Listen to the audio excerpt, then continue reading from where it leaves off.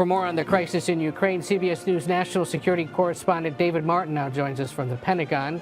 David, great to see you. Happy Monday. Yeah. Most of Russia's attempts to advance on Ukrainian cities remain stalled, according to a U.S. defense official. What else do we know about the Pentagon's intelligence assessment of how things are going?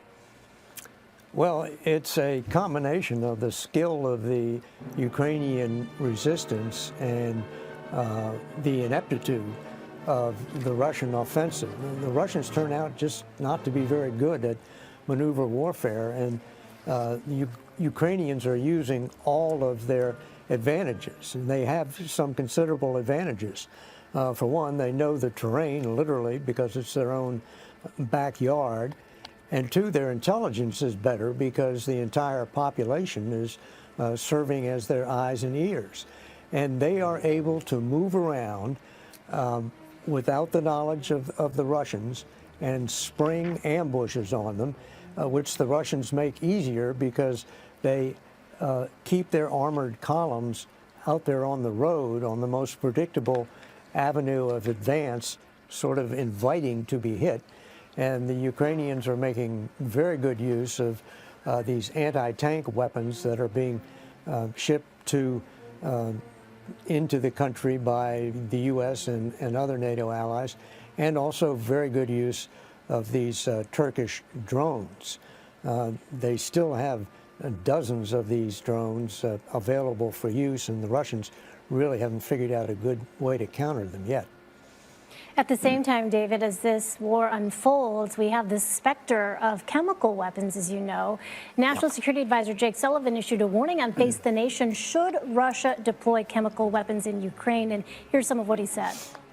All we can say is that there is an escalating level of rhetoric on the Russian side trying to accuse the Ukrainians in the United States of potentially using chemical or biological weapons. And that's a tell, Margaret.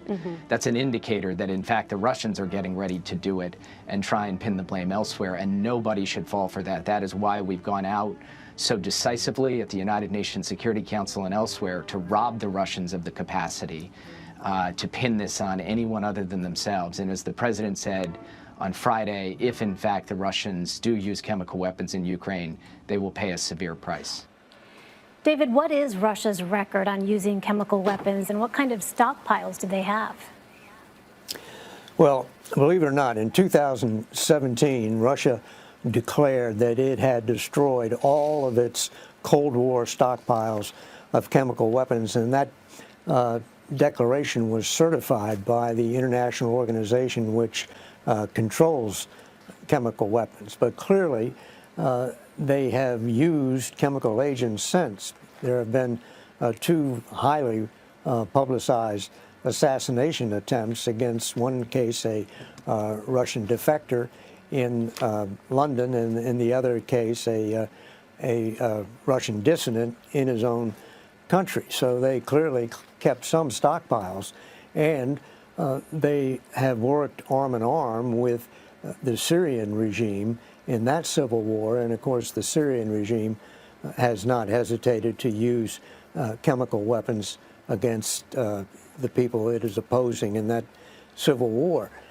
The thing to remember about chemical weapons is that if you use them, you also expose your own troops to them. So there's a risk in using chemical weapons that goes beyond the condemnation that it would bring from the rest of the world. Is sometimes it just doesn't make sense. And I think that the kind of chemical agent that they're most worried about, the U.S. is most worried about, would be the release of an industrial agent like chlorine or ammonia, which is not as deadly as some of the poison gases like sarin, but still can sow widespread panic and would be really a weapon of terror.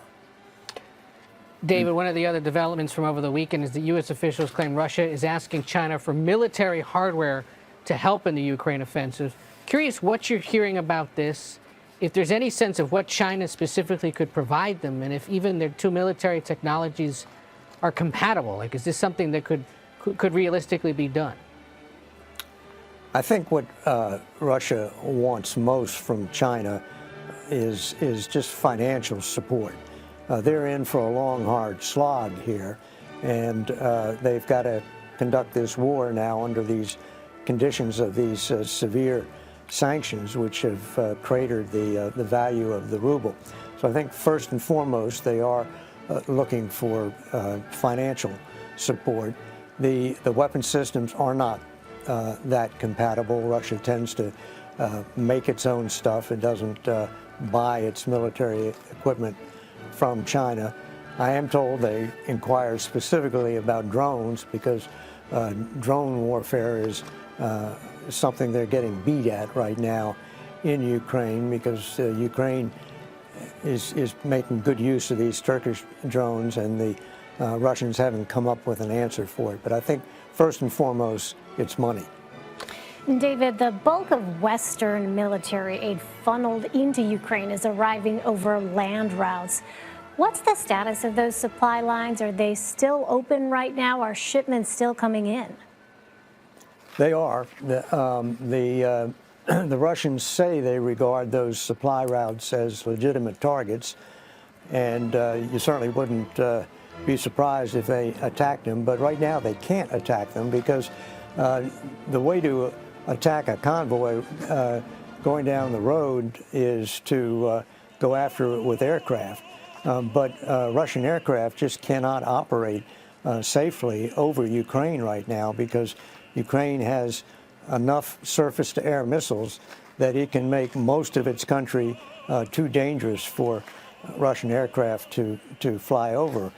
And in fact, the last big airstrike, which was that strike over the weekend just 10 miles from the Polish border, that was conducted by air-launched cruise missiles launched from Russian bombers, but the Russian bombers that launched those cruise missiles never left Russian airspace because it's just too dangerous for them to fly over Ukraine right now.